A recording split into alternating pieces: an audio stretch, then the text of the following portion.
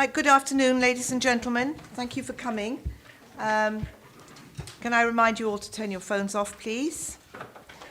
This afternoon is a special CYP committee meeting, and it's basically around performance relating to pupil results and safeguarding and a youth offer report. But before all that, I'd like to do introductions, if I may, for the purpose of those who are watching. So I'd like to introduce myself. I'm Penny Jones, and I'm Chair of CYP. And I'm Peter Farley. I'm the County Councillor for St Mary's Chepstow, and I'm the Vice Chair of this committee. Hazel Eilert, the Scrutiny Manager. Nicola Perry, Democratic Services Officer. Good afternoon. County Councillor Liz Hackett-Payne, Cabinet Member for Education. Good afternoon. Sharon Randall-Smith, Head of Service, CYP, Achievement and Attainment. Matt Lloyd, I'm the Data Analyst for Education in the Policy and Performance Unit. Ed Price, Challenge Advisor with the EAS, standing in for Nicola Allen, who's the Principal Challenge Advisor, who is stuck in Schiphol Airport because of fog from yesterday. Keith Plough, Community Councillor and Governor. Mike Fowler, Parental Governor Representative. County Councillor Maureen Powell, Member for Castle Ward and a member of this committee.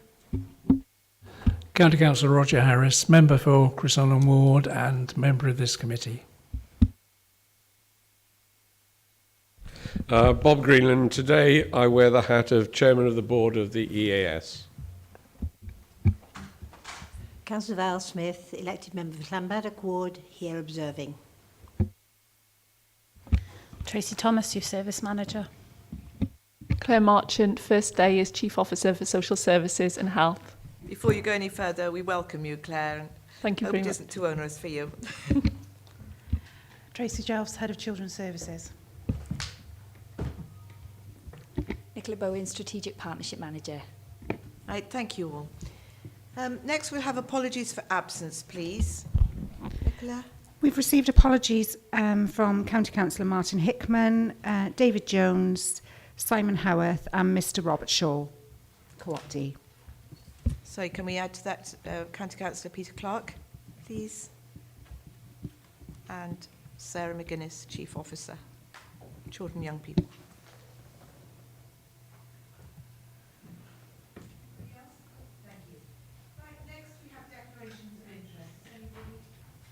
Declarations of interest. Has anybody got anything to say, or as and when? As and when? All right, thank you very much. Right, we'll get on with agenda item 3. And for this, we are going to talk about the performance reporting on pupil results 2015. And this report's covering final results and the latest data showing attainment information. You can see this on page 1. It must be noted that some of the data, such as key stages 4 and 5, are at this stage still provisional, but have been included on request to ensure we have access at an earlier stage. The overview will be given by the author, Matthew Lloyd, Data Analysis, Policy and Performance, and we appreciate the comprehensive account given, Matthew, and the informative layout. Questions can then be asked of officer or the cabinet member who are the relevant to the questions. So thank you. Matthew, would you like to start? Okay, thanks for that kind introduction, Chair. With your permission, I'd just like to run through a few of the key elements of this report before we open up the discussion later on. Okay, that's okay. Good afternoon. As you've already heard, I'm Matt Lloyd. I'm the Data Analyst in the Performance and Policy Unit with speciality in education. As the Chair has already said, I'm the author of the summarised report, which is before you today, which draws together a wealth of key issues from 5 further, more detailed reports. Now, these are appendices to this main summarised report, but they are there and designed to enable members to drill down to a finer level of detail. The report brings together the usual CYP Directorate Performance Dashboard for Q2, the performance of pupils from foundation phase to Key Stage 3 in terms of teacher assessment and their national literacy and numeracy testing. Also, as the Chair said, the provisional performance of pupils and students at the end of key stages 4 and 5, and the performance of specific groups across all key stages, and that's namely girls and boys, pupils who are eligible for free school meals, pupils who are looked after by a local authority, any local authority that is, within our schools, pupils for whom English is an additional language, and pupils with additional learning needs. Now, you'll notice that the report makes comparison back to outcomes in 2011 and 2012 quite often. This was the academic year prior to the last full inspection by Estin. However, the year-on-year detail is available within those aforementioned appendices. Just one other thing as well is to mention that much of this data that's before you today is available via the CYP dashboard on the hub. Members will be aware, I think it's quite stark in the report, that it is no longer okay just to be content with continual improvement, but we need to understand our improvement and our outcomes in terms of where we should be in the context, in the Welsh context. The level of eligibility for free school meals is widely used as a basis for a socioeconomic basis for benchmarking, where the higher level of eligibility for free school meals is seen as a higher barrier towards the successful delivery of education. Since Monmouthshire has the second lowest proportion of free school meal eligibility, is therefore we should expect Monmouthshire to be ranked second or above, or certainly within the top 3 authorities in Wales. So if we move into the main body of the report now, that's foundation phase to key stage 3 performance, and that's paragraphs 3.6 to 316. You'll notice that pupils' performance has improved significantly since 2011-12 and continued to improve in the last year across all key stages. Significant improvement has been made in the last year in terms of proportion of pupils achieving their core subject indicators in key stage 2 and particularly at key stage 3, which now means for the first time that we can say that 90% of pupils from the foundation phase to key stage 3 achieve their core subject indicator. So that's achieving the expected level or above in their key areas of learning in foundation phase and across the core subjects of English or Welsh in key stage 2, maths and science, and English, maths and science at key stage 3. Consequently now, Monmouthshire is ranked first or second in Wales for these measures. What's also interesting to note is that pupils also continue to improve in their attainment of the higher levels, above the expected levels, across most indicators, across all of the key stages. If we move now away from teacher assessment to the Welsh National Tests in paragraphs 317 to 323, you can see that in terms of performance in literacy tests, Monmouthshire has the least proportion of learners with below average literacy and the highest proportion of pupils with above average literacy. Pupils also in Monmouthshire make the best progress year on year with their literacy compared to other pupils in other Welsh authorities. Pupils' progression in the procedural element of numeracy is ranked second in Wales and 8th for the problem solving and reasoning element. Turning now to key stage 4 and 5, again just to reiterate, it's a provisional performance in paragraphs 324 to 333. You can see that there's been significant improvement for all key indicators at the end of key stage 4 since 2011-12, and a slight improvement in the last year, which has consolidated significant gains made in the previous year. Definitely worthy of note is the significant improvement made in the attainment of grades A star to C, that's level 2 for science last year. We moved from 74.4% and to 86.4%. I know that's an area we've discussed at a previous review. Looking at all indicators across the 4 secondary schools, back in 2011-2012, you could see that only 25% of performance was above the median and only 3% in the uppermost quartile. In 2014-15, this has risen to 65% of performance above the median and way up to 31% in the top quartile. It's likely, therefore, that when final data becomes available, and that will be in the first week of December, I think it's December the 3rd, the Welsh Government are saying, it's likely that Monmouthshire pupils' performance will be amongst the best 3 authorities in Wales for the majority of those key stage 4 indicators. Turning now to key stage 5, despite a decline in the overall pass rates at the higher grades in 2014-15, the proportion of students attaining the national level 3 threshold indicator, and that's 2 or more A-levels, has risen to its highest level of 97.8%. And the average point score per student, although below the Welsh average, has increased significantly since 2011-12 by almost 100 points, narrowing the gap to only 55 points between us and the Welsh average in 2014-15.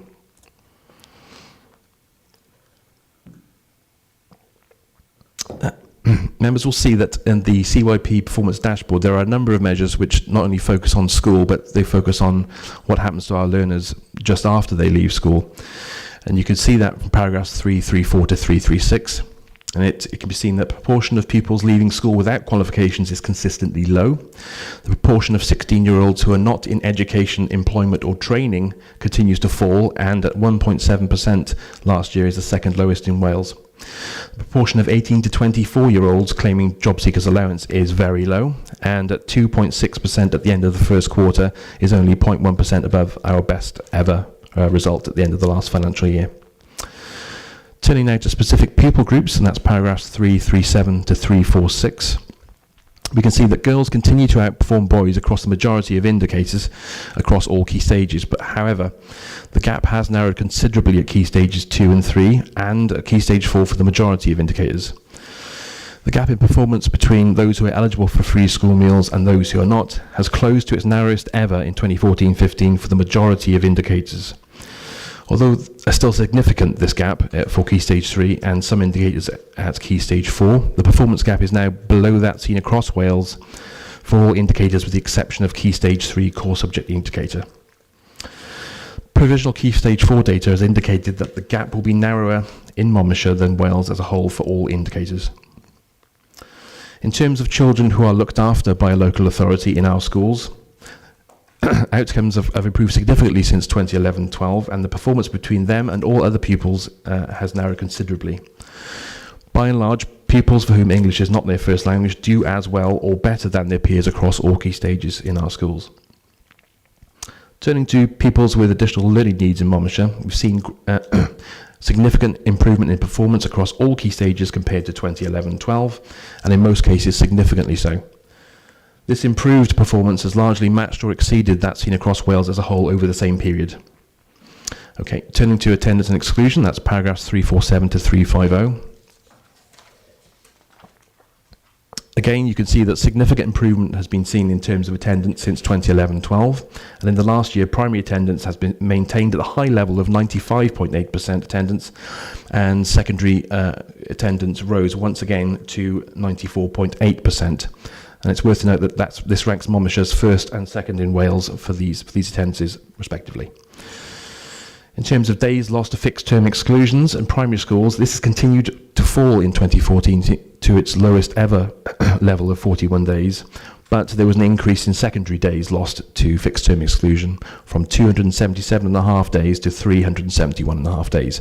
However, this still represents a huge improvement since 2011-12, where 633 days were lost in secondary schools. Okay, turning finally to resource management, and that's paragraphs 351 to 354 of your report from the CYP performance dashboard. At the end of quarter 1, there were 5 schools with deficit balances totalling £381,000 and 31 with surpluses totalling £931,000. With regards to the CYP budget, the overspend has decreased annually and was actually balanced in 2014-15. However, at quarter 1, the budget is 0.5% overspent at £273,000.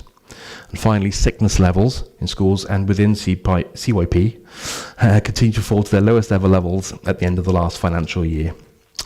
Okay, that concludes my introduction of the report, except to note, as the chair has, that we can now hand over to a question session, and we have Ed here from the EAS and Sharon from Monmouthshire Achievement and Attainment.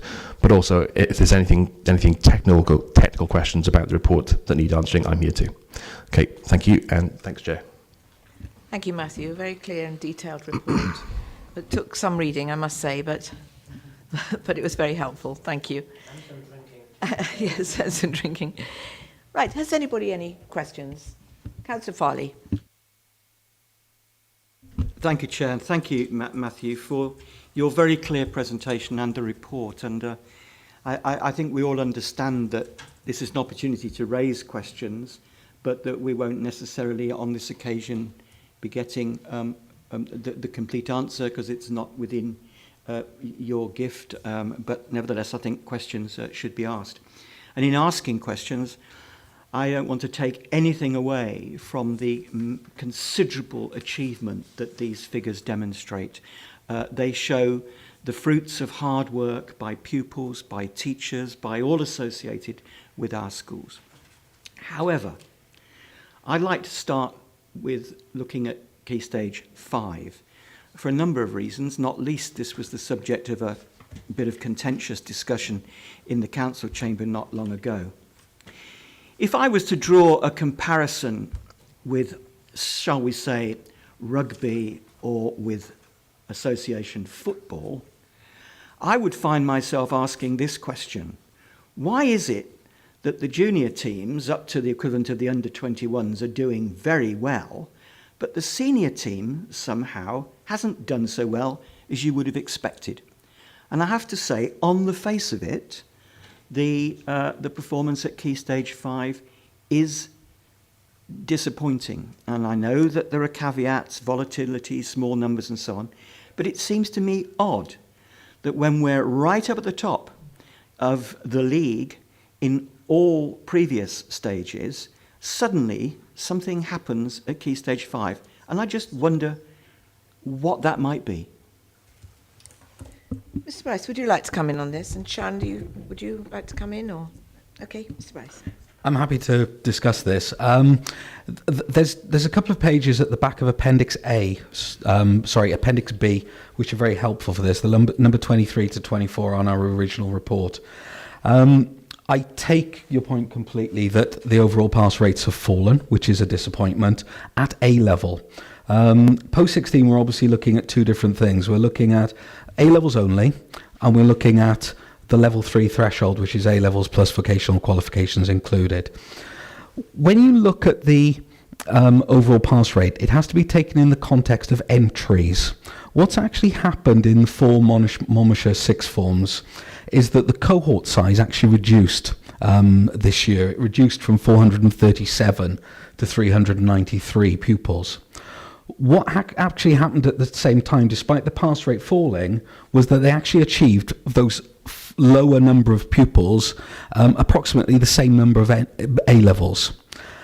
What I believe it comes down to is that schools are entering more pupils that may be marginal to be getting an E at A level, although they are overall gaining more success. And when I say overall per pupil, so when you look at it, in the past it was last year it was 1.99 A levels per student gained. This year it's actually increased to 2.29 A levels per student that was actually in the sixth form. When we look at the higher levels, A stars and A's, which is obviously the critical one to be getting into red brick universities, etc., it's actually remained exactly the same, 0.42. That's not per student. That's not to say we wouldn't want to push that further and improve that. But the overall pass rate, I believe, is down to on a 1 year anyway, entry policies rather than a sign of a significant decline. It's got to be something that's got to be monitored over time, but it would be interesting to do the same comparisons next year as well. That's actually very helpful. So if we were to go further back, take a longer view historically, and I appreciate that, again, is not feasible for this afternoon, and that's absolutely fair. We would see then, would we, that the achievement of Monmouthshire pupils in getting suitable A levels to go to university is actually consistently pretty good, that the changes reflect the other factors that you've mentioned. I don't have that legacy data back, but I believe it is due to changes in entry policies of schools trying to enter more pupils for A levels than they have historically. Can I have one more follow-up then? Please do. And thank you again, that's very helpful. Perhaps I should ask the Cabinet Member, Councillor Hackett-Payne. Again, I may have been dreaming. I seem to recall you saying at some point, either in Council or elsewhere, that you were minded to bring together heads and chairs of governors to look at this question. And just if you could give us an update on that, Liz, I would be very grateful, because one of the things that this committee has not been able to do recently, for good reason, we've not actually ourselves been able to engage directly with the schools. But if you've had a meeting or a planning one and can give us some feedback, I certainly would welcome that. Thank you very much, and I would be more than happy to give feedback on this. We're meeting on Friday. We're in the process at the moment of doing a stock take and speaking to various schools, but Friday is the date that we're going to do that. So yes, I did say that. I'm pretty sure I said it in full council, and that will have come to fruition on Friday. Thank you very much. Thank you, Chair. Thank you. Councillor Powell.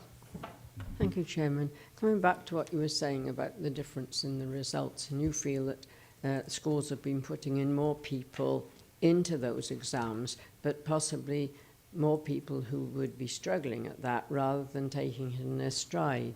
Is there any way you think that this could be either explained or put over in a way which recognises the fact that you've got some pupils who are doing vocational courses and therefore it pulls it slightly back, rather than it bringing the whole thing down? Because we had this issue many years ago in Key Stage 4 where the results weren't so good, but once you took the ones that were doing vocational courses out of the equation, then it all went up.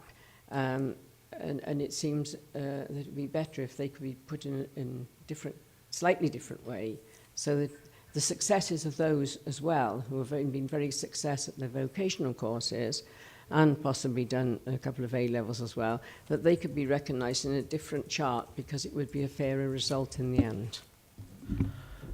Very good point. It's currently the level 3 threshold, which includes both, where performance has gone up last year and has done is a positive trend for a number of years. That measure is under review by the Welsh Government for next year, with the option of a broader basket of measures coming in to measure performance.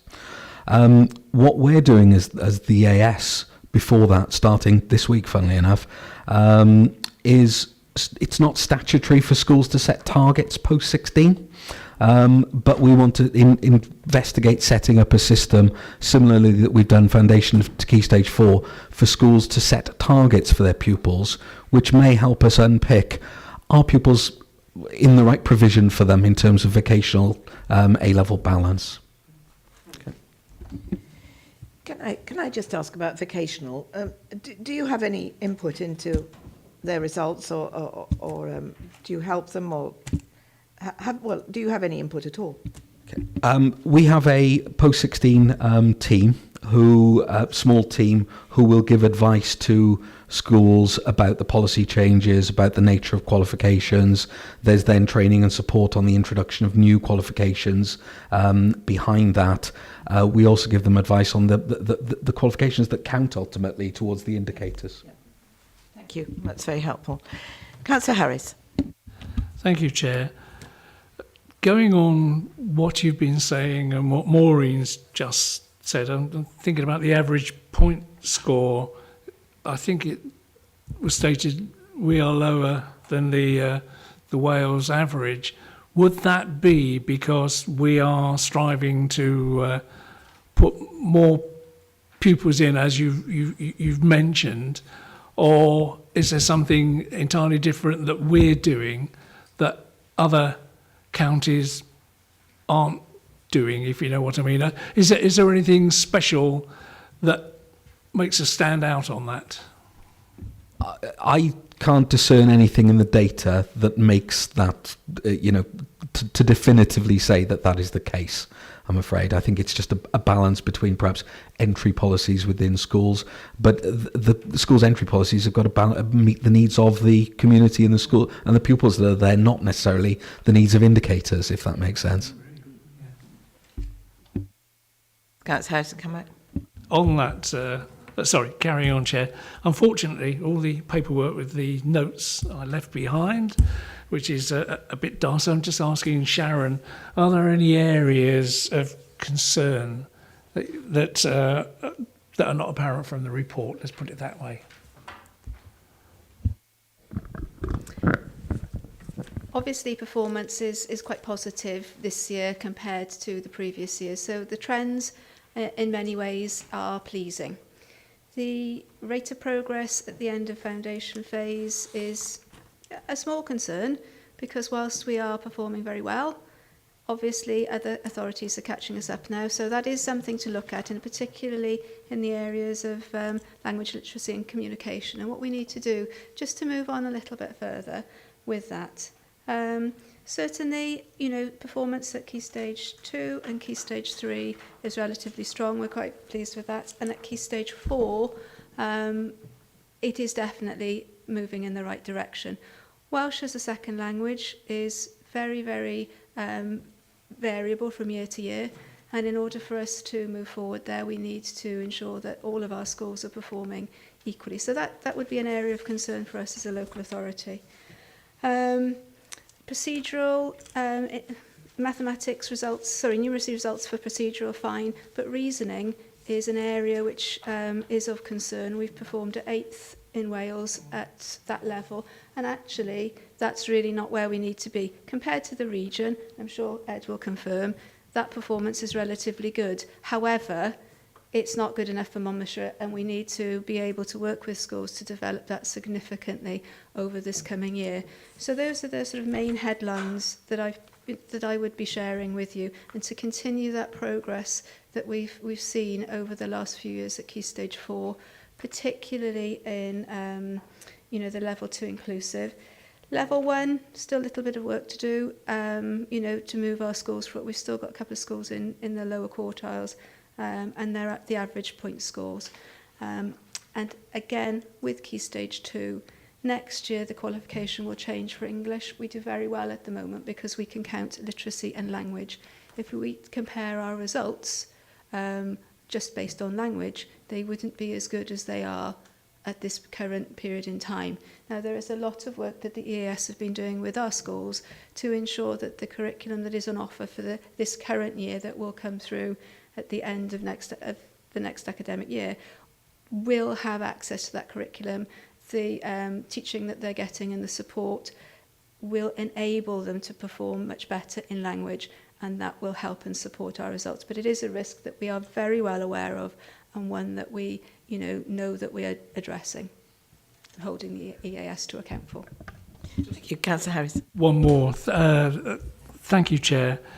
According to EFSM, we should be second or better in each indicator, and you've produced fantastic amount of information here. What I would like to see somewhere separately from this report is where we should have been second and we're 8th or 3rd or whatever. I'd like to see some reason from your officers why you think we didn't achieve a particular... figures are one thing, but I'd like to know why we didn't do it. And are there any good reasons? And if there are, it would be good for all of us to know that. So I'd like to see a report that actually says, well, we came 7th on here, and these are the reasons why, and we should have been second there, but we're 4th, etc., and these are the reasons why. And we think we've got on top of the reasons, or, there's more work to be done, etc. So we know good reasons. Let's put it that way. Thank you. Any further comments? Would you like to make a comment, Sharon? Just to say thank you for that, and we will certainly reflect on your request and see how we can fit that into the report. As you can imagine, a separate report. Well, we can obviously report that to you. Obviously, as you can imagine, the reasons sometimes can just be a particular cohort, a particular year, but generally trends, and I completely understand that. It could be cohort, it could be staff, it could be you, it could be us. Could well be. And we need to be honest on that. Absolutely, absolutely. That's it, there's so many reasons it could be. Yeah. We need to really know what we think they are. Absolutely fine, no problem, thank you. Yes, Mr. Bryce, would you like to come in there? I know reports like that have been given in the past where reasons have been put for certain things. Estin have been known to accuse authorities of being overly defensive if we provide the data and then our view of the reasons for things, whereas these reports tend to focus, this is the data, this is the picture, But so separate report, I think, would be appropriate.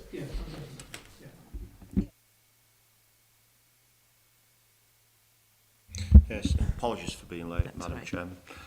May I just ask a question, and it's a burning question really. As you know, some of our neighbours within Monmouthshire in foundation phase, early stages of education, they actually attend school the term before their fourth birthday, whereas in Monmouthshire it's the term after their fourth birthday.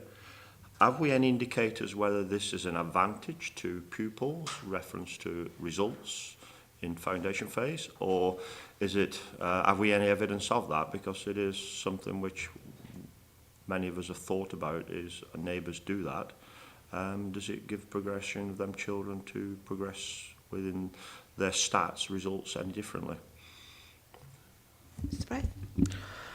In terms of the pure data at the end of foundation phase and the end of Key Stage 2, I would say no, that there aren't any indicators that it does show that Monmouthshire children are disadvantaged, shall we say. It may be enabling some other authorities to catch up, which Sharon referred to in terms of the progress being made. But at the end of foundation phase, Monmouthshire ranked second in Wales, which is as expectation, so not below expectation. Yeah, it's just the point I'm making is there's got to be a physical positive reason for that to happen, and we don't do it in Monmouthshire. Have we any other data to say, well, we may be ranked second, we should be plus top? I don't know, I'm just trying to make a point there of why they do it. And I know the authority next door to us, actually, I think they are ranked really well as well. See, so I just want to know whether it's something we can look at. Sharon, would you like to come in on that?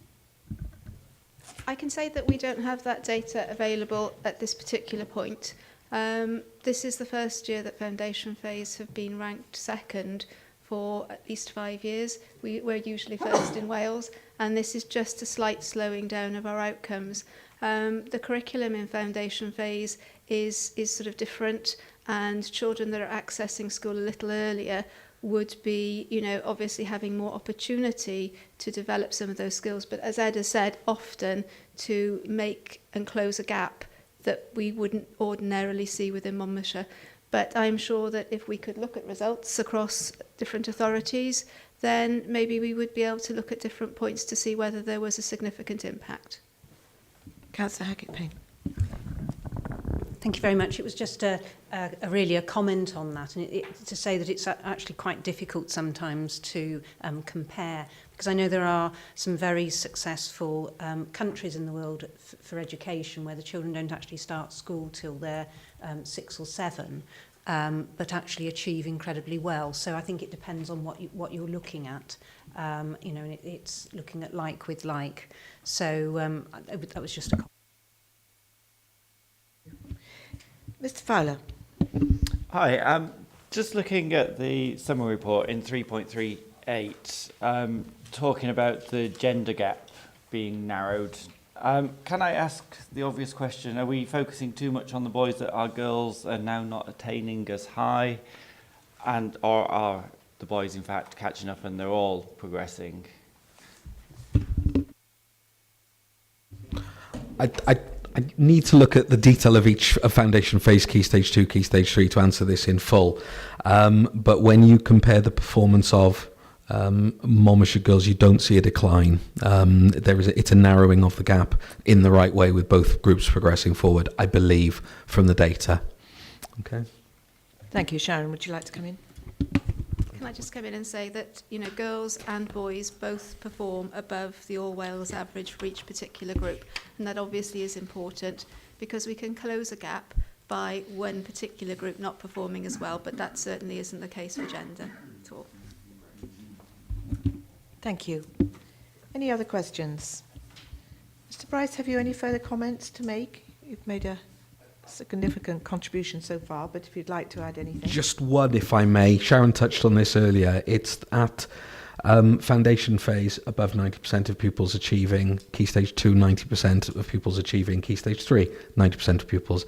There is a law of diminishing returns there. The closer we get to 100%, there is also the case that there are quite significant numbers of pupils with special educational needs in that group that haven't achieved the core subject indicator. our focus within the AS comes much more upon the expected level +1, the higher levels, where we've seen improvements, but that's where the gains will come over the next few years rather than at the expected level and the core subject indicators in the next few years. Thank you. Anybody, any further comments? Councillor Harris. It's just a request, really, for Matthew. Lots of the graphs here are percentages on the x-axis, and they're between, say, 10%.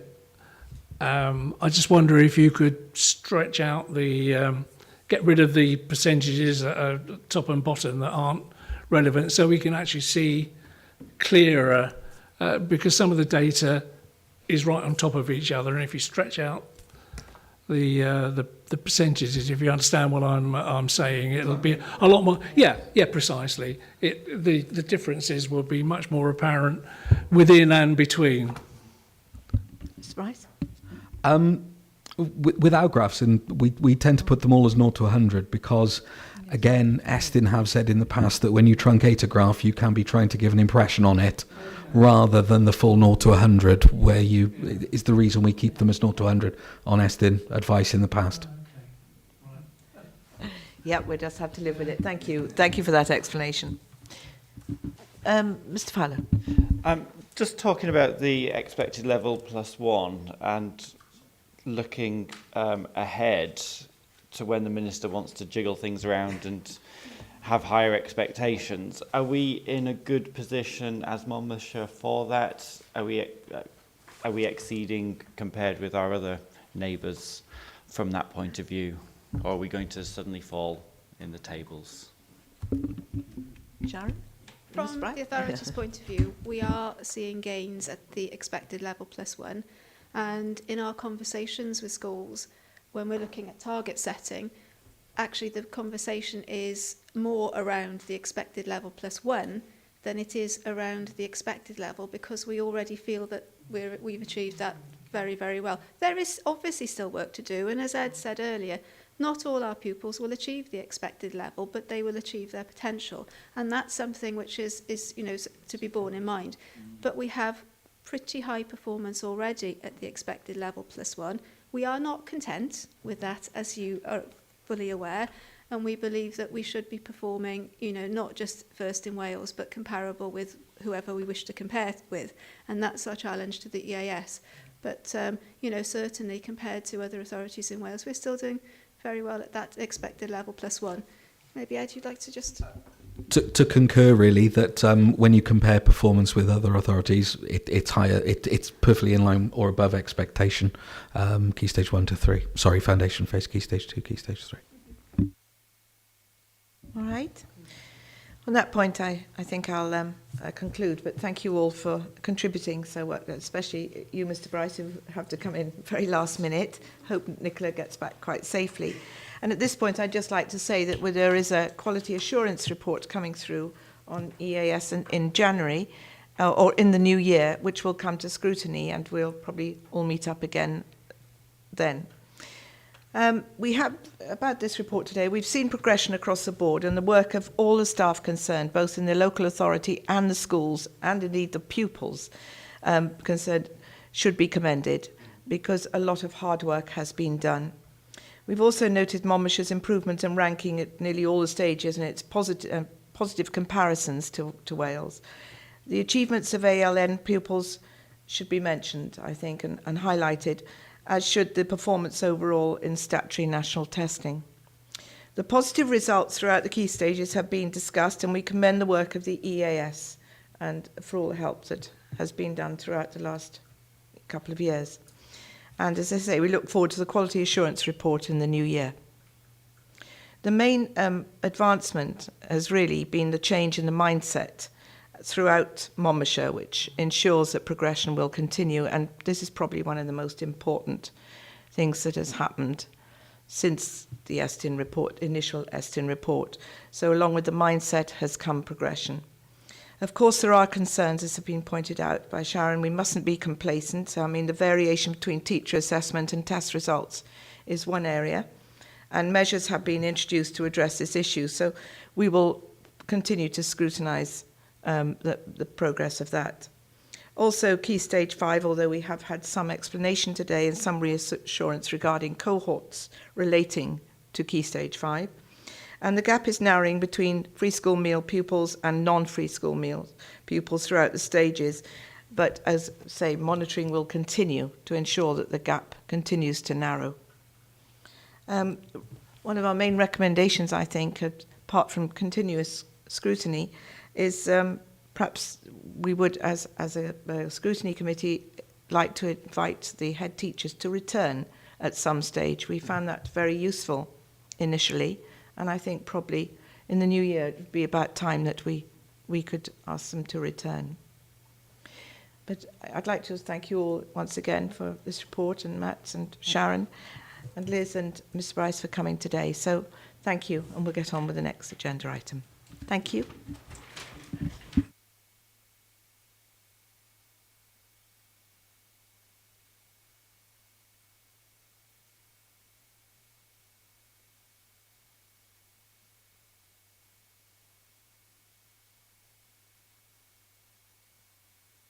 Right, whilst this a changeover, perhaps I'll just explain. Thank you, Matt. The agenda item 4 is the Monmouthshire Integrated Youth Offer Annual Report. And once again, Tracy, who's becoming part of our select committee, I think, yes, is here as Youth Service Manager, and Nicola Bowen, the Policy and Partnership Manager, are here to discuss this annual report. It's on the progress and achievements made by Monmouthshire Integrated Youth Offer Group, and we must scrutinise it regarding its performance in delivering measurable outcomes to young people and sustaining current provision to the youth service, young people of Monmouthshire. And we must note the alignment to the single integrated plan outcomes. Right, Tracy, Nicola, thank you very much. Thank you, Chair. Good afternoon, everybody. I just wanted to give you a few highlights, really, in relation to the alignment of the single integrated plan and the local service board and the integrated youth offer. First and foremost, the local service board has a statutory responsibility for delivering in partnership youth support services. That's not just the youth service. Youth support services is much wider, and it's services that support young people that the full range of partners are involved in. The integrated youth offer is the key partnership that delivers the local service board closing the gap priority. And the LSB has formally devolved its statutory responsibilities to the integrated youth offer. In 14-15, the LSB carried out a formal review of all of its partnerships, and the integrated youth offer formed part of that review. The findings of the review from an LSB perspective did confirm that the governance arrangements for the integrated youth offer were clear and purposeful. All of the partners understood the arrangements. The integrated youth offer is fit for purpose, and its actions and outcomes are aligned to the single integrated plan. And the action plan is robust and demonstrates impact and outcomes and can evidence that. So it formed part of a review process probably 12 months ago, last September. Any issues or actions that were highlighted from that review have been implemented and now form part of the current group. So I'll hand you over to Tracy, who will now start to deliver the more formal report. Thank you, Nick, and good afternoon, members. I will go through the report with you. Like you said, I feel like I've been a permanent member for the last 6 weeks now. But it is something new and different, and I will hope to enlighten you now on the work that we've achieved in the last 12 months. As Nicola's already stated, the Integrated Youth Offer works across all youth support services, where we're looking at engaging with all of those that work with 11 to 25-year-olds in Monmouthshire. This report, as well as asking for scrutiny of the work that we've carried out over the last 12 months, actually demonstrates the plethora of partnership working that is going on out there with all services that are working to young people in Monmouthshire. We are very keen to ensure that young people have services delivered to them, in particular around the times of austerity that we're finding. and making sure that when services have been highlighted to us, that we can devolve those within other service areas or make sure there's very clear exit strategies for those young people so they're not left high and dry.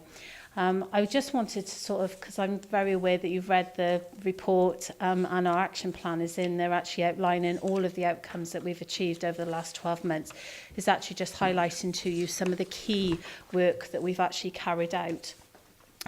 I think it's very right to say that the report this year, since we've been in operation for the last 18 months, we were very keen to actually look at our progression and the impact that we've made with young people in Monmouthshire.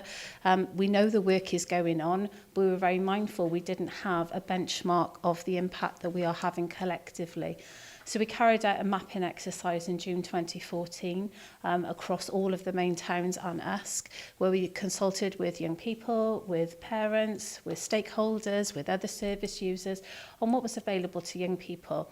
We were able then to give a benchmark across Monmouthshire, so we knew what services were available, but also more importantly, what gaps were highlighted as well, so we could strengthen those areas.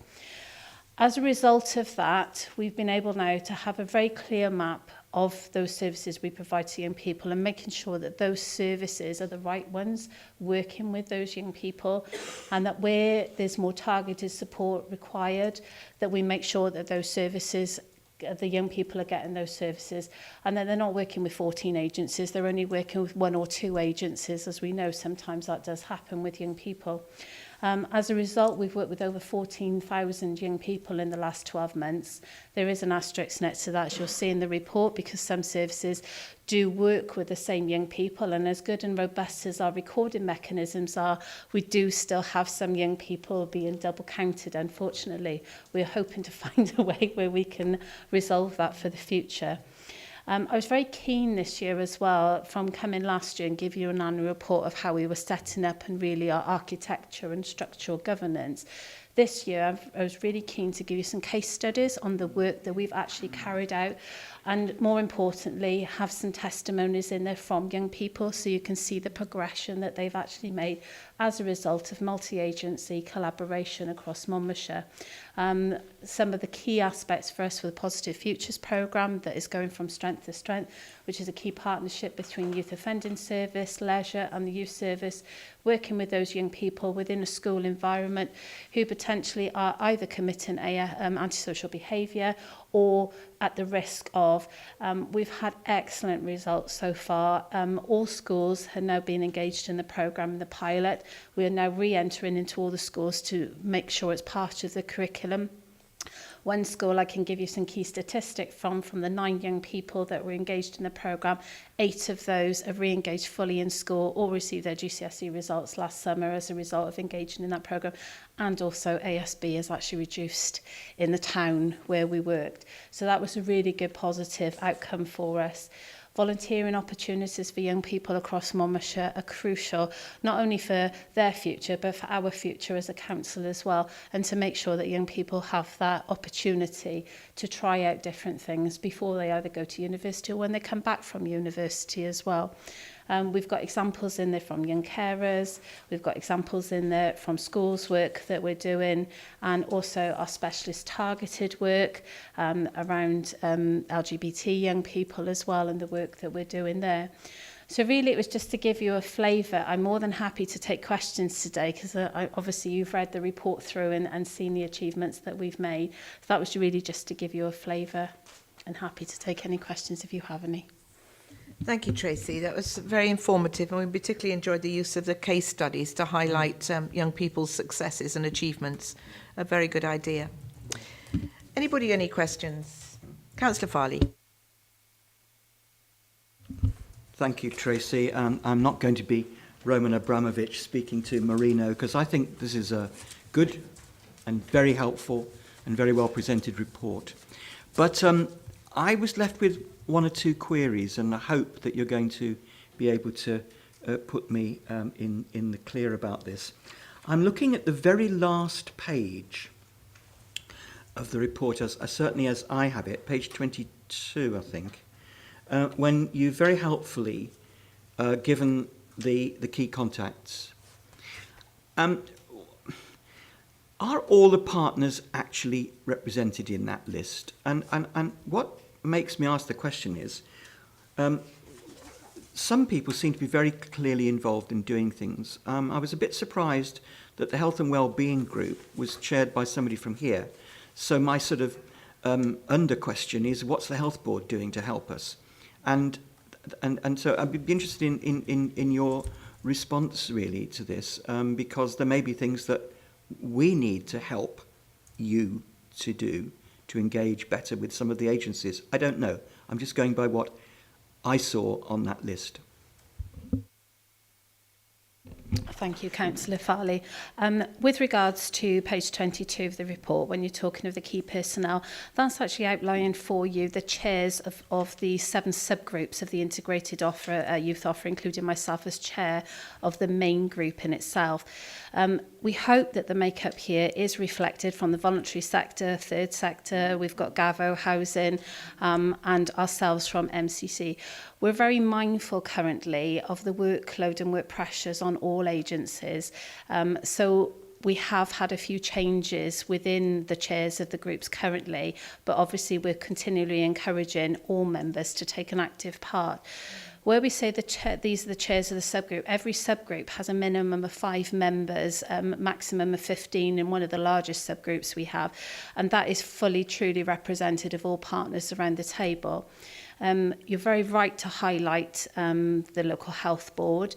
They are a member and a partner in some of the work we are doing, but we have they have been absent from more than one meeting, which we are continually in negotiation with them and making sure that representatives are sent. Whilst we currently, rather than go to the health board for issues that are in more relation to young people, for example, sexual health services in schools, we've now got a schools health nurse who sits on one of the subgroups. So there are representatives there within the health field, but maybe not directly from either an Irene Bevan Health Board or the local trust.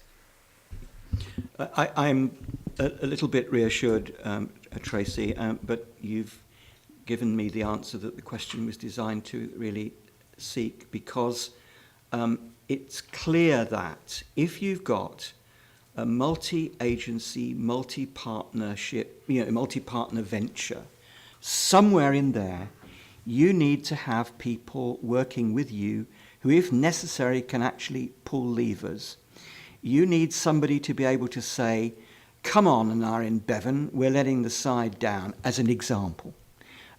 So with the best will in the world, I don't doubt for 1 minute that you've got committed, knowledgeable, hard-working individual people. But I think that the council ought to be considering whether it can help you. Perhaps it's through will, I don't know. We need to help you to be able to pull a few more levers a bit further up the power train, if you like, because otherwise there's a bit of an imbalance. And some of you are left carrying things when actually you should be sharing the load. And I think by your responses, that seems a sensible suggestion. But I go back to what I said. There's some great work here.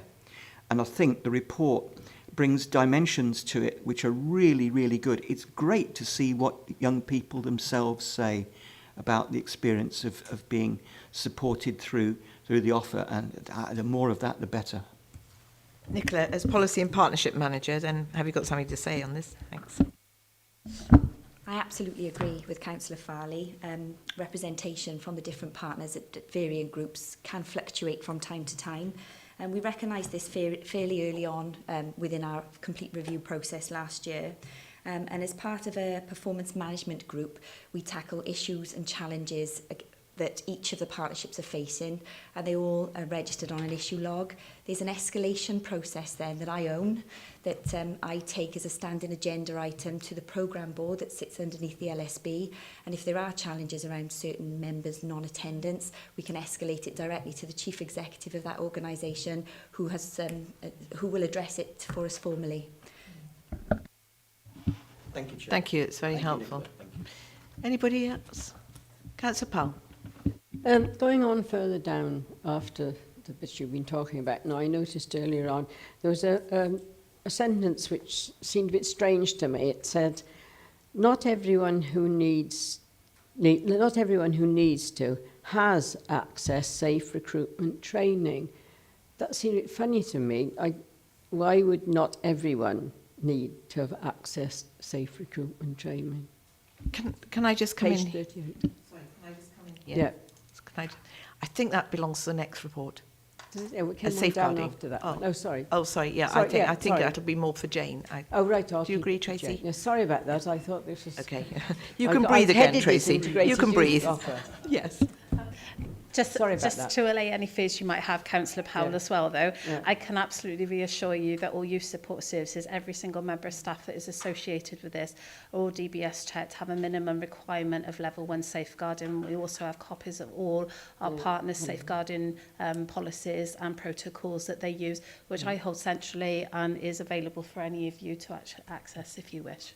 Thank you. Sorry to confuse. Mr. Plough, would you like to come in? Followed by Councillor Howard. Hi, Trace. I think it's commendable the linkage that you put between education and employment, which is absolutely so critical.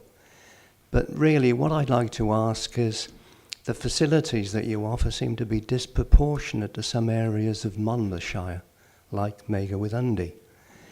And basically, you know, you're offering facilities which the youth in our area have to access using transport. Now, first of all, the local transport don't really give the service that we require to give them those benefits.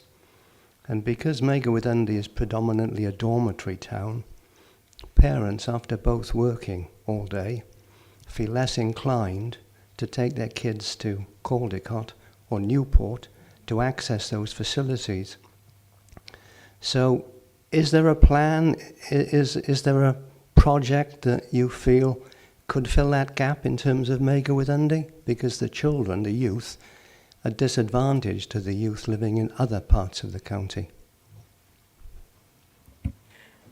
Thank you, Mr. Poe. You're absolutely right to highlight not just Mega and Undy, but there are many other pockets within Monmouthshire due to the rurality and the geographics that we are presented with at times. However, you know, we're very mindful of that. What I will do for you at the next full meeting of the Integrated Youth Offer is take those concerns with me and present it to the whole group, because bearing in mind it isn't just the youth service, we're looking at all services to young people to see who might be best placed or can target that area. There is one major piece of work that we are currently conducting with two of our subgroups, the Partnership and Commissioning subgroup and the Young Voice subgroup, which is obviously very relevant to us, making sure young people have an active part in the way we operate services, where we're engaging with the Transport Manager currently of MCC to look at transport right across the authority and how we can actually improve that for young people and make transport more accessible, whether that be coaches or main bus lines, or we also know there are many buses in Monmouthshire that lay dormant after 5 o'clock in the evening, so how we could actually access those and make them more available to make sure that those young people in more rural areas are able to access town centre provisions. But I will certainly take that back on your behalf. Are you all right, Mr. Plough? Do you want to come back? Yeah, I think that's terrific, really, because also, I mean, I don't know what efforts you're making to involve community, town, and the county council directly in the whole subject. So go to it.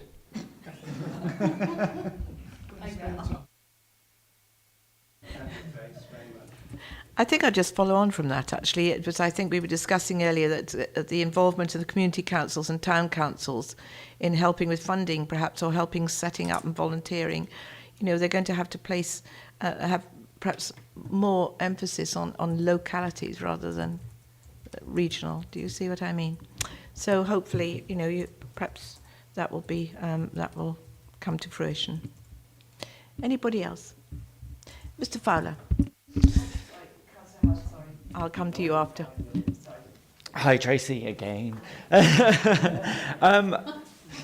Looking at the big headline figure of 14,700 people engaged and the asterisk of 100% representative, I then looked through the rest of the report, and most of the initiatives seem to revolve around numbers of, say, 9 or 14 people.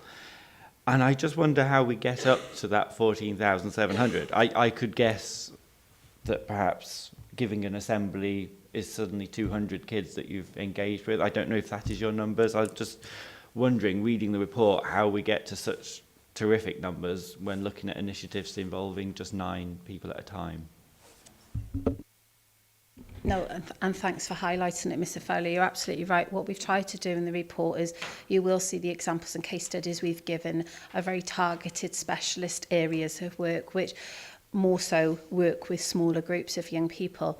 But if I give you an example of our Young Carers programme in Monmouthshire, they work with 300 young people. That's 300 young people that we would use as part of those statistics. So we go to all our partner agencies, look at how many young people they're working with individually, and collectively, when they're added all up together, they do come just over 14,000.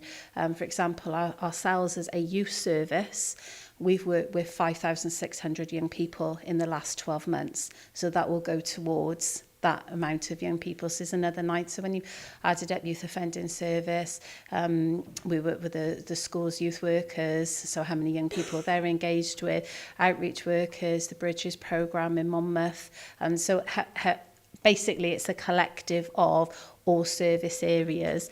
It would be really hard, I think, to demonstrate to all of you the work that we do with the 14,000 young people.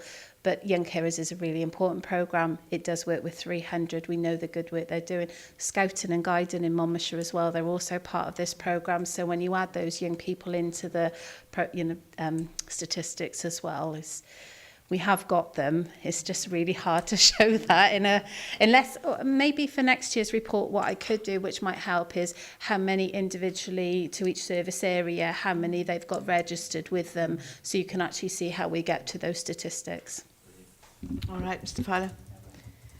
Do you want to say something on that? Because I've got Councillor Howard. Yes, that's very refreshing. Thank you. Age. Do we do nothing for young people under the age of 11? I thought we did. We do directly youth support services. The definition under Welsh Government and the legislation is 11 to 25. So we do have a cut-off point. There are groups available for young people under the age of 11, but they would be reported through the early years group. Councillor Howarth. Yeah, I don't think we want to go down that one, do we, with the younger person. Up to the age of 11, I think we've been there, and why and everything else. May I ask, where you have your build-up of your offer, your group offer there, do we have a young person's member champion who is part of your group? Because we do have within the council the opportunity there for somebody to be a link with yourselves, which I think will be so important. I'm not too sure the leader used to be part of the lead role in reporting back then, or working with yourselves in integrating things together and making things work. Do we have a do we have a champion within the council then, out of 43 members? And I'm not putting my name forward. Do we have a young person's champion within the council?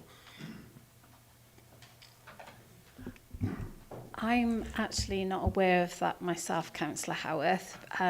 Councillor Hackett-Payne sits on the group, as does Sarah McGuinness as Chief Officer. So we do have representatives there of directors that are working with young people. But I'm not actually sure if we do have a young people's champion as a member. But I'd be very keen if there is one, as our young people's group would be. Can I just ask them, where you have your build-up on page 22 there, so what we're saying is you overall chair, you're the top. So part of that then would be Sarah and Liz as well. They would be, what we'd say they would be then is part of this. And they're not on here, but where would we say they would be in this? Would they be the listening voice or the feedback, or, you know what I mean? Because I think that's important, is making that link, isn't it, with young people. And they may feel a little bit different with the head of, or you may do. I'm just trying to give examples of members of staff sitting in with the head of children's maybe totally different to having a couple of or a member sitting there.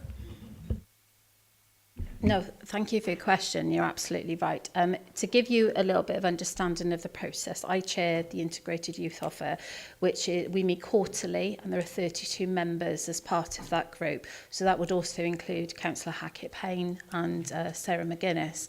We then have the 7 subgroups that are chaired by independent chairs and are made up of other members.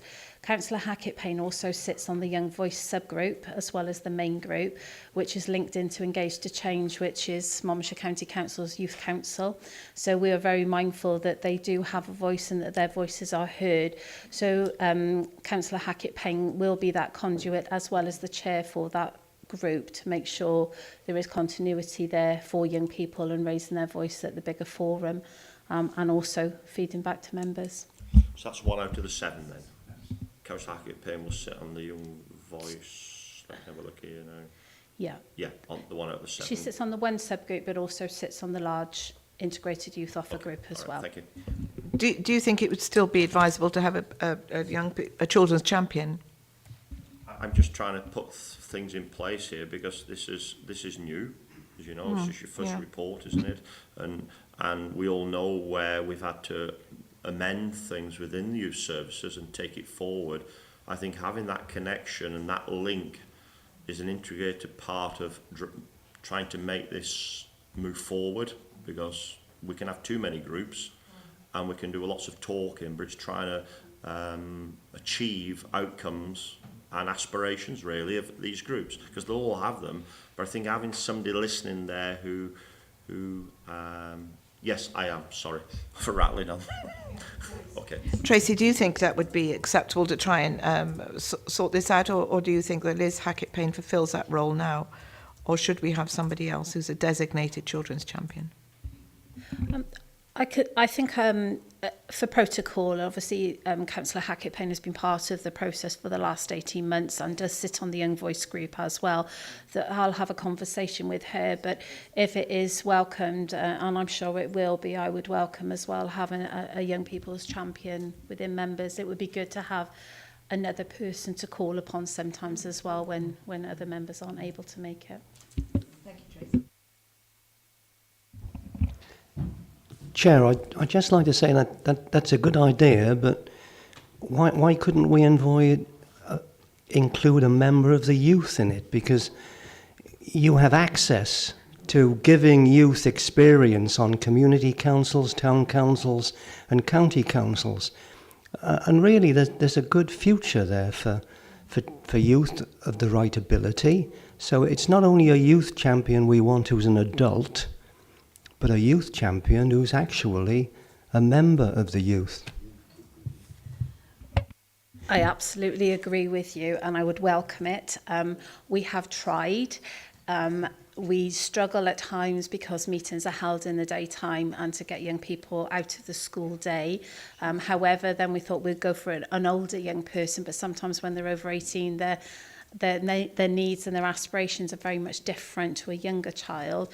But the chair of the Engage to Change Youth Council for Monmouthshire, James Taylor, he has attended, and he also attends the Young Voice meetings, the subgroup meetings, because we hold them after school.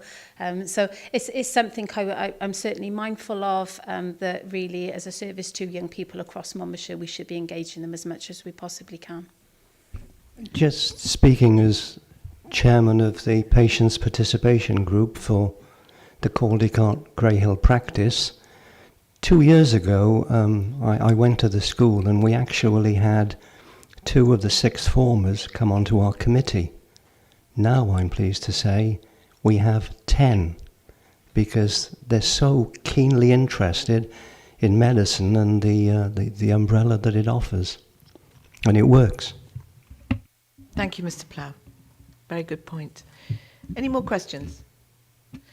Right, I think we'll sum this up. And just to say that the help given to young people in Monmouthshire has been recognised, and it's absolutely invaluable. And long may it continue. We note that there are an ever-increasing number of young people engaged in the youth support services, despite the budget pressures. And it's especially good to see that young people are achieving recognition for accreditation and volunteering, which were highlighted in the case studies. That was really good to see. The sports-based social inclusion programme as well is an excellent example of successful partnerships. And the work to reduce NEETs is exemplified by the case studies again. The additional subgroup, well-being, encompasses work around mental health and bullying and is an excellent addition. The areas of concern have been identified and recognised, and really it's based around increased communication within the subgroups, isn't it? And consistent reporting to the youth offers group, but by each subgroup, and agreed outcomes with each subgroup. So I think on the whole we can definitely say that, you know, we were very impressed by this report as a committee, Tracy and Nicola, and thank you for bringing it to us. The recommendations that go forward, I think, are continued scrutiny in the light of budget pressures and lowered capacity. So we'll have to keep an eye on that. And also scrutiny, perhaps, of partnerships and partners and the part they play in all this. And the other is the youth champion or children's champion, whichever. I think further discussions will go forward on this to see what we can do and see whether we can use Mr. Plough's idea of a young person. All right, thank you very much.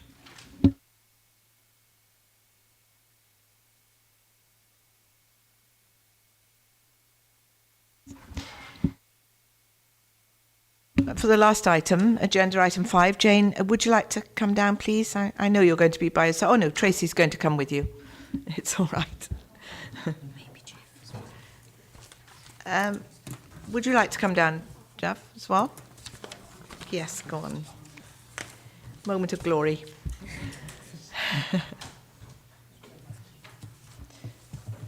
Right, this is agenda item 5, and it's a safeguarding report card and performance information for September 2015. And the purpose of this report is to present information about safeguarding that provides information that links the activities to outcomes.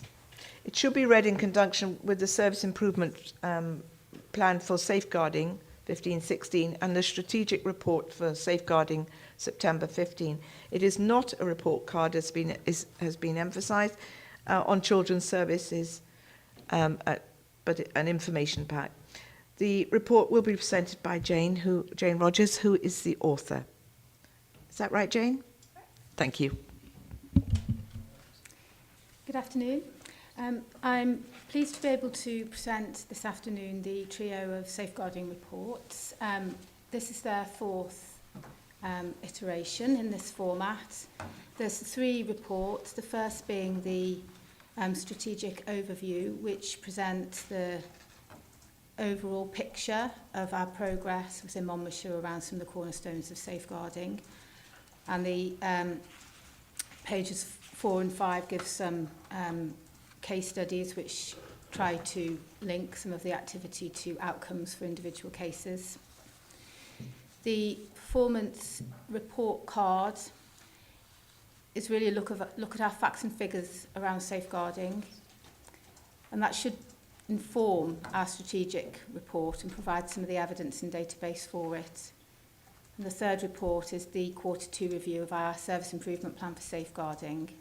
So it draws through some of the actions that the reports highlight are still required to be completed. Taken together, the reports are intended to allow members to follow progress regarding the Council's performance in safeguarding children and young people within the county and allow us to evaluate that progress in respect of the impact that it has for individual children. They should provide the opportunity for key questions to be asked around 2 central ideas.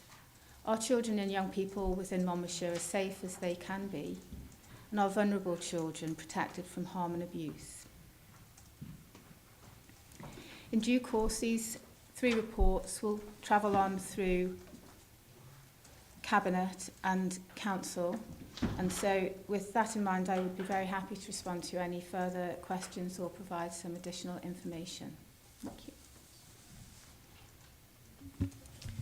Thank you, Jane. Right, it's for those, obviously we've been over the report, we've read the report. Can we have some questions, please? So, Councillor Farley, thank you.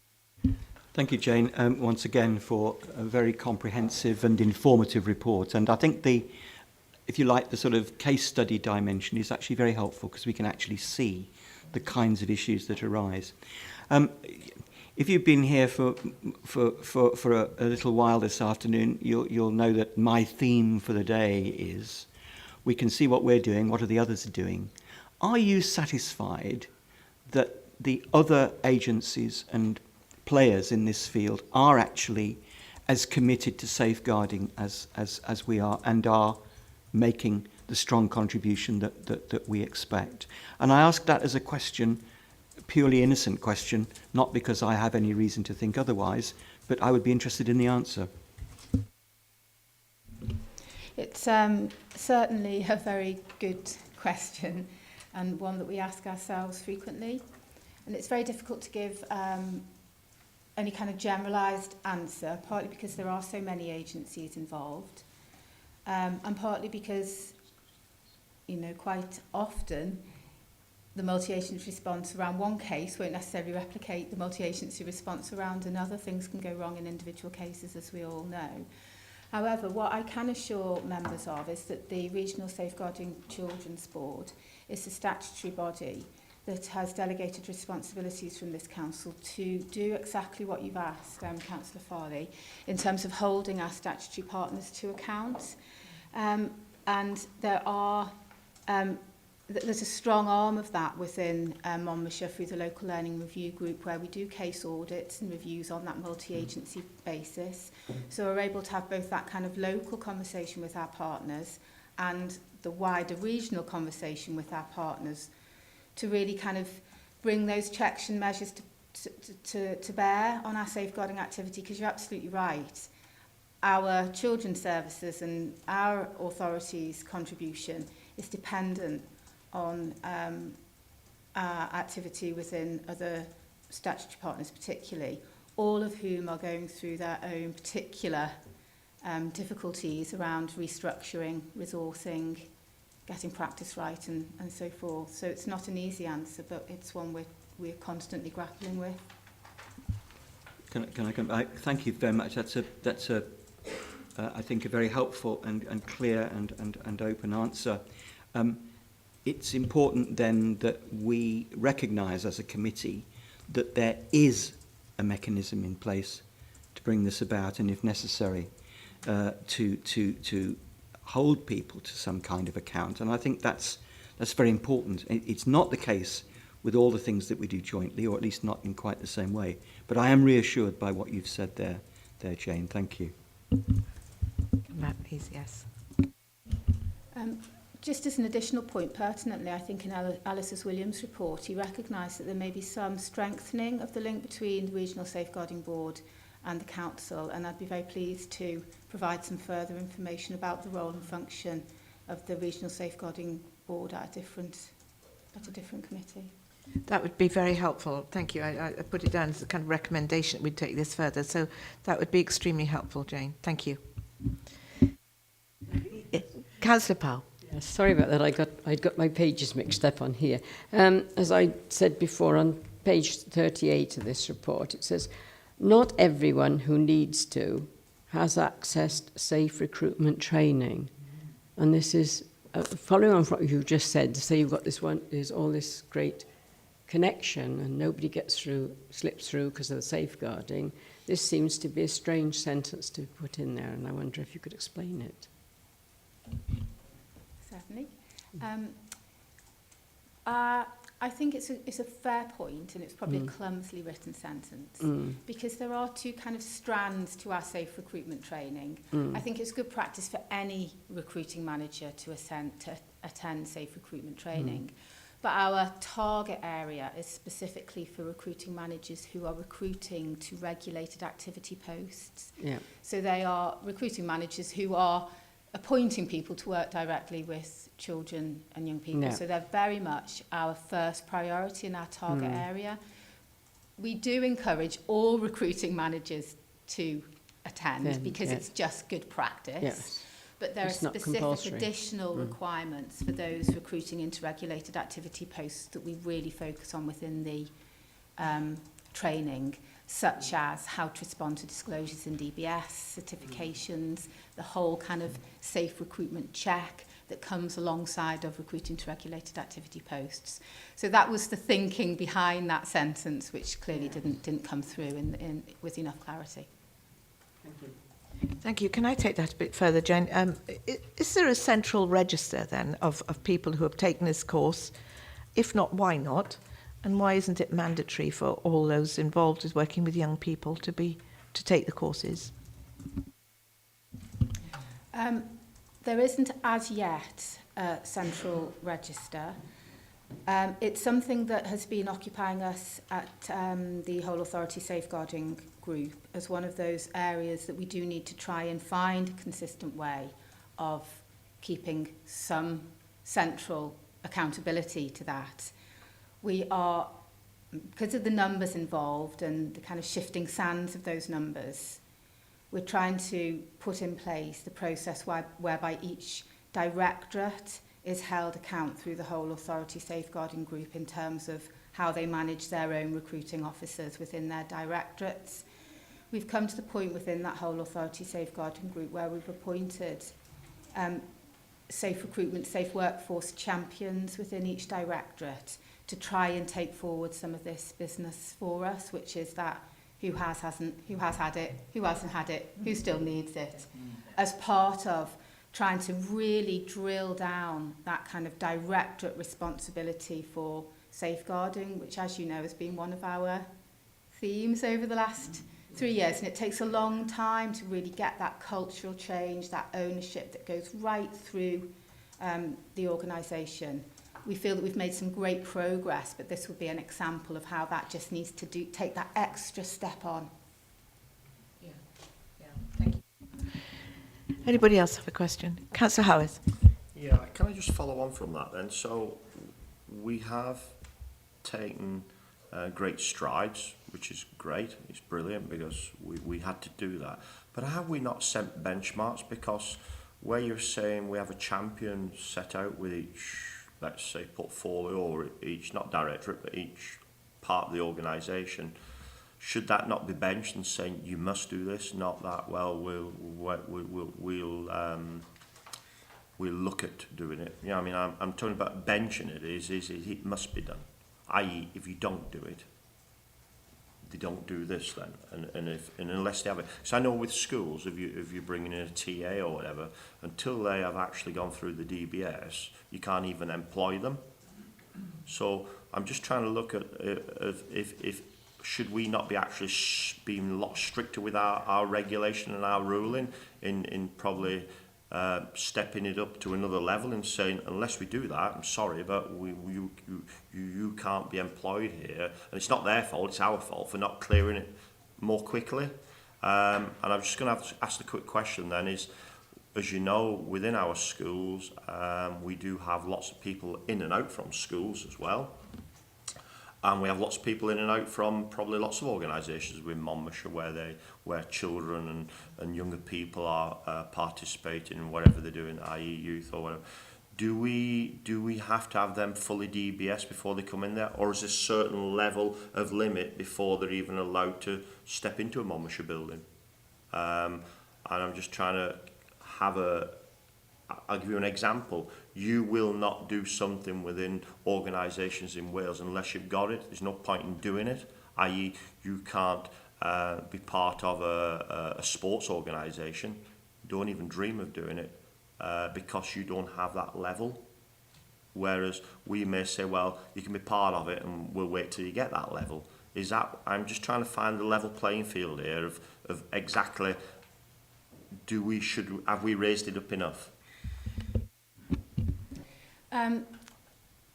There's a set criteria for regulated activity. So if a Monmouthshire employee is appointed to a regulated activity post, they cannot start that post now until they have their DBS certificate and their 2 references all of which are satisfactory. So not just about getting them, they've got to have them and they are to be satisfactory. And that's a very, very clear benchmark. There are then a range of other people who will be in and out of school buildings. And because of the change in regulation around who requires a DBS certificate and who doesn't, not all of those people will be checked. But what we are doing about that is working with head teachers and those people who are in and out of school buildings to be very clear that those people are not DBS checked, and in that sense we know nothing about them. It gets complicated because even if you have a DBS certificate, it's only really worth its weight on the day that you obtain it. So this is about all people in schools. You have to have safe custom and practice and culture for every individual, but I think it's recognising that there will be people in schools without a DBS. So what does that then mean for, you know, the safe management of those individuals? So then you get into, you know, proper signing in procedures, proper supervision procedures, proper procedures for children to be, you know, wise to not everybody in this school might be a safe, trusted adult. So it works in lots of different levels, but in terms of employees coming into regulated activity posts, we're being so clear as an authority now, they're not starting until they've got those checks in place. Can I just ask one further question? So who monitors the schools then, just in making sure that everything is done properly? Because it sounds like we do have good things in place there. Do we go around there who says, can we have a look at your attendance book here? Or does that happen, or do we just do it? Who audits it? Who audits making sure that we are just on top of them? There's spot checks that go on annual basis through People Services. So they do a physical spot check of the physical files that are kept in school for personnel. There's also a kind of much more robust link through our payroll, who monitor the safe recruitment start. And basically, somebody's not paid until those checks are in, and that gears everybody up. Thank you. Thank you. Any other questions? Councillor Harris. Thank you, Madam Chair. Just looking on this page, we are developing a self-harm app for Monmouthshire. Can you tell us a bit more about that? Sounds interesting. I'd be delighted to. It's an app that is being named Buddy. Looking at Sharon lurking at the back there, she probably knows more about it than I do. It's an app that can be accessed, here's my ignorance now, over any mobile technology. And it's any young person can access it. And it gives some basic kind of information about self-harm, some of the facts and figures. You can then, where to go and get help, that kind of thing. But then if you decide to register on the website, it's got a kind of therapeutic aspect to it. So it's got like a journal, it's got what we called, it's a safeguarding first aid kit, yeah, where you can put kind of memories and layer it down. So it's got all kind of things that you can access, which are all aimed at preventing and distracting and deterring, so trying to build in time between the impulse to self-harm and, you know, routes out of doing it. You can access lots of other kind of information and facts around kind of self-harm. It's got young people's stories who have previously self-harmed themselves and how they've kind of managed to change their behaviours and ways of thinking. So it's both a kind of an information app and a therapeutic app. It's had buy-in through schools, through CAMS, so that, you know, we're not yet launching it because we want it to be really just right, and we don't want to put it out there and CAMS are then saying to us, what are you doing, this is against what we think, but everybody's really bought into it, and counselling services and so forth are going to be using it within their, as part of their programme as well. So when it's fully online, so to speak, it'll go out to all schools, all youth groups, etc., presumably? When it's online, it can be accessed by anybody, but Oh, the right, okay, publicity yeah. for it, will Yeah. be That's the launching it in all publicity. kinds of different ways. Yeah. Buddy, it's called. One other thing, Chair. Can we have a glossary? You do it all the time, you wonderful people with your reports. There's all sorts of You mean the acronyms initials? in it, and you think, Yeah. oh, crikey. What do they stand for? Glossary, first thing you think about. Thank you. And that's a very interesting point about Buddy, and I'm glad that it was brought up. Very good thing to have for young people. I presumed it's aimed at young people, is it? Yes? Lovely. But, you know, anyway. Yes, of course, of course. Yeah, we're all like young at heart, as Councillor Farley said. Anybody else? Mr. Fowler. Hi. Just looking at your on page 53 in the bundle, key priorities in your evaluation of it. Under number 5, all workers and volunteers in contact with children and families are trained at the appropriate level, and you're scoring yourself very good as a number 5. And from what I can see, amongst workers, I would say tick, but volunteers, to have that in the same category, volunteering is a wide gamut of people around Monmouthshire, and I can't begin to think that you've captured most of those people. I think off the top of my head, parent helpers that are in schools reading, to mention safeguarding to them, yes, they're DBS checked, but they're the ones spending time with the kids, and when you're working in a school, the kids will tell you details that you don't expect, and most of those parents probably don't really know safeguarding as such, and what to do with that information. Then I think of all our school PTAs.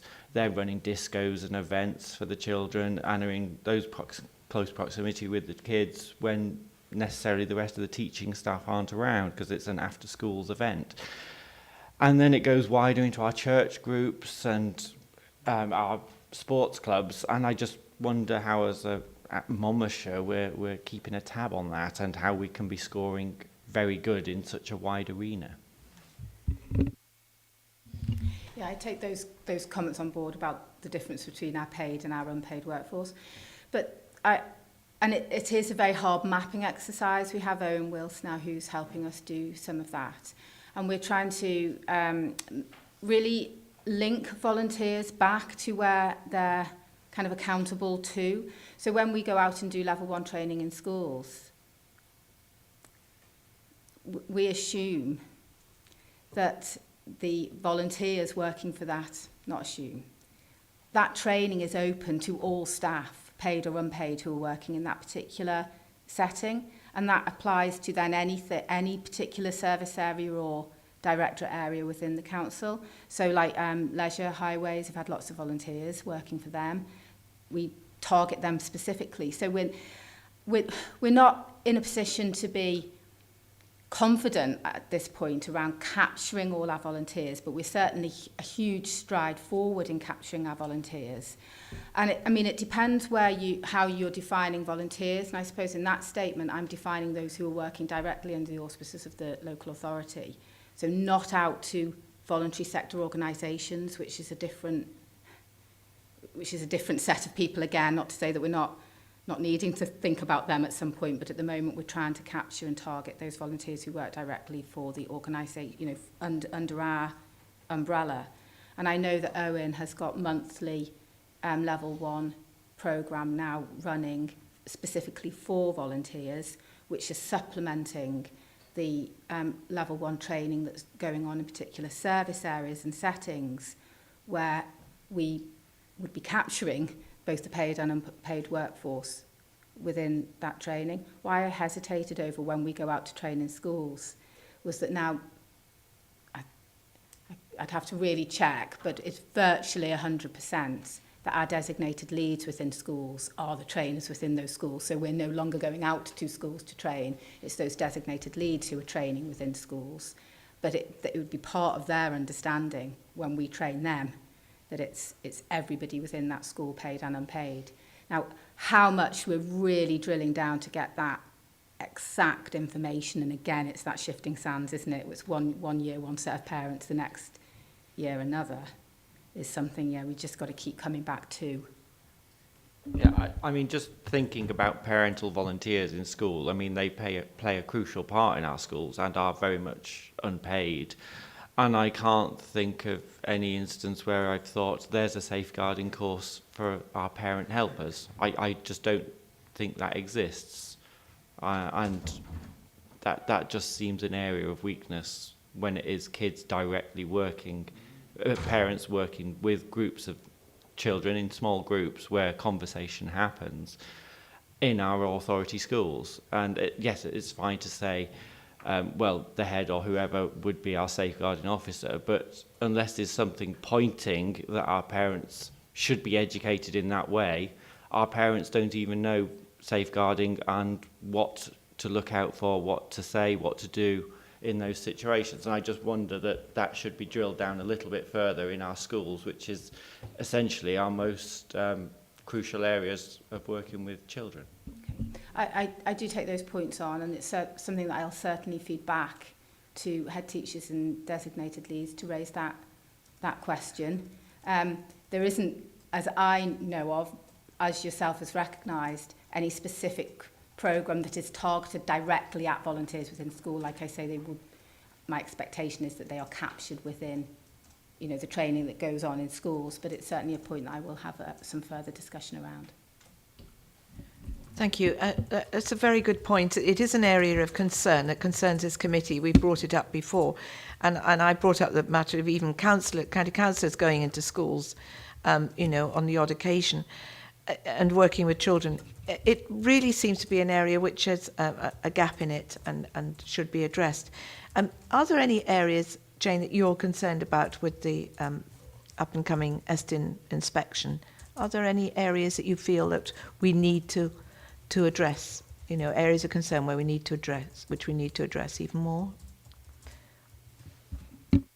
I think it is, as I've set it out in the evaluative table. To be fair, there are some aspects there where there's obviously been limited progress. There are others where we started off quite confidently. We would never want to mark ourselves any lower. But it is one of those onion things that as you start to actually look at the problem, you didn't quite realise the end of it. But there are, I think, some areas where there's been less progress, and others where there's been really positive progress. I'd say, like, the safe recruitment aspect. We're not yet at 5 and 6, but we've certainly travelled the furthest, whereas some things have felt a bit more stuck. I think what this assures me and my leaders of, and hopefully elected members, is that we do understand ourselves better, which is probably half the battle, possibly. I totally agree. And are there any more questions? Jane, I totally agree that there's been such an improvement in safeguarding overall, but perhaps even more so, there's been this change in culture within the whole of the local authority, and it's embedded within it, the safeguarding aspect, and also the emphasis on everybody is responsible, and I think that has made a great change in itself. And as long as everybody understands that, then we will achieve the paramount, of getting everybody trained. However, as you say, it is an onion waiting to be peeled, and the more you peel, the more, it comes to light, doesn't it? I mean, it could go on forever, couldn't it? It could be the local shopkeeper that the children go to and things like that. It just goes on and on. Councillor Burrows. Yes, thank you, Chair. I really just want us to follow on from that, and also ties into what Councillor Howard was saying about benchmarking, because clearly what we've achieved over this last 2 years now particularly is actually getting a sense of what safeguarding truly means right across the organisation and beyond, getting people understanding their role, and that when events occur that they are mindful and are informed as to how to proceed. Now, you can only really start putting benchmark and standards for minimums when you're at a point where people get it and really understand the value of what this is all about. There's a bit of a sense of chicken and egg about it. The work is being done. There's high levels of level 1 and level 2 training coming through. The work that's been done through this committee and through the authority generally about getting awareness that safeguarding is absolutely everybody's concern, and that message is getting out. We're not there yet, but we're getting there, and I think there will come a point when we could say, well, we can actually start considering benchmarking in directors, because it just feels natural to do so because we've now got to that point where it is universally accepted. And I also just want to say thank you so much to Jane for very, very comprehensive pieces of work, because it enables us when we're asked the question, so how do we know, that this goes a very long way to both qualitatively and quantitatively give us a clear sense of direction of travel. And also in the context of that point about the ESTIN, I, for one, if I was an inspector coming in, if people telling me, well, we've made some great progress in some other areas, others it's been a bit tougher than we thought, but we're on the way, feels to me a far more realistic approach than actually exuding overconfidence that the job has been completely done. Thank you. Thank you, Councillor Burrows. I agree with you. Jane, thank you once again for a very comprehensive report and well written, and for answering our questions.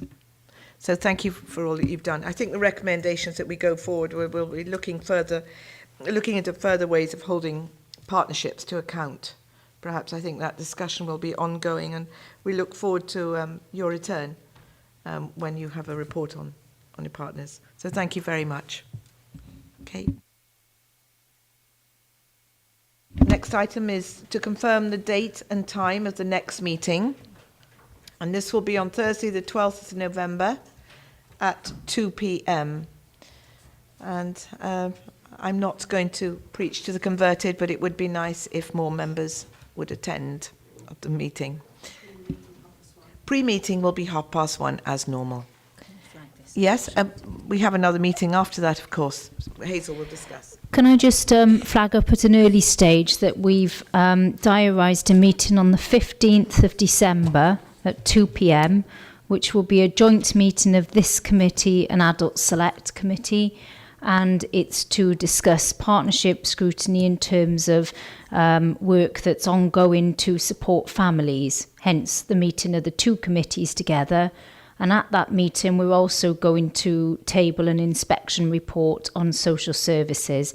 It makes sense, since we're having a joint meeting, to put that to that meeting. It fits in well with timescales, but given members' attendance, their commitments, and also the fact that the diary is going to be busy in the run-up to Christmas, I just want to flag up early. It'll be the 15th of December at 2 p.m. Thank you, Hazel. Thank you. Is that all, everybody? Any other questions? All right. Thank you all for attending.